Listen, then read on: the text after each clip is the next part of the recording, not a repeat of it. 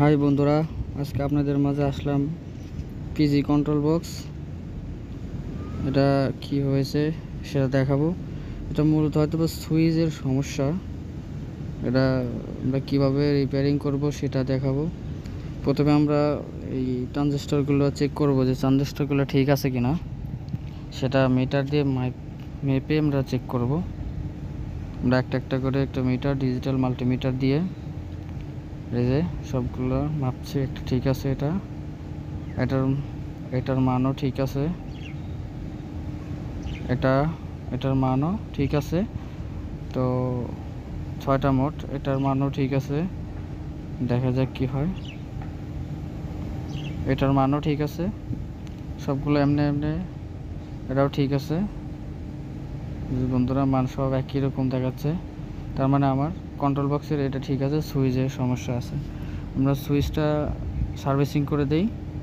Switch servicing, এটা যেহেতু আমাদের অ্যাডজাস্ট করা, তাই এটা সার্ভিসিং করতে শর্ট করে দিয়ে এটা আমরা দেখাবো ঠিক হয় কিনা। বন্ধুরা, ভিডিওটা ভালো লাগলে অবশ্যই সাবস্ক্রাইব করবেন। এই যে বন্ধুরা, একটা শর্ট পিস কেবল, একটা ইনসুলেশন, এটা দিয়ে আমরা শর্ট করে দিব সুইচটা। অবশ্যই এমনভাবে দিতে হবে আমাদের সার্কিটে যেন কোনো রকম সমস্যা না হয়।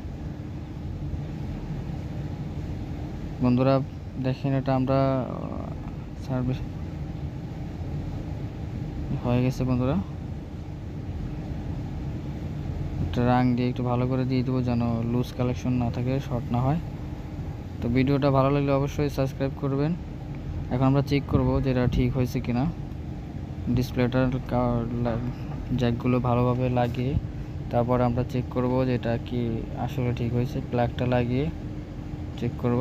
সুইচটা অফ করতে হবে।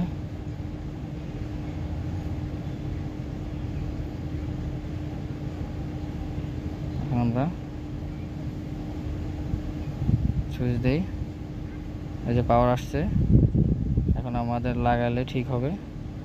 বন্ধুরা, এটা আমরা রানিং অবস্থায় মেশিনের সাথে লাগিয়ে দেখাবো আপনাদের চলে কিনা। এটা আমরা পুরো ফিটিং করে ফেলবো। এখন পুরো ফিটিং করা হয়ে গেছে।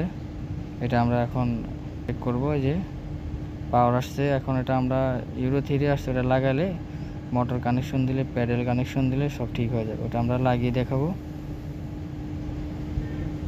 এই যে আমরা এখন মেশিনের সাথে লাগাচ্ছি। স্ক্রুটা ভালোভাবে টাইট দিতে হবে যেন পড়ে না যায়।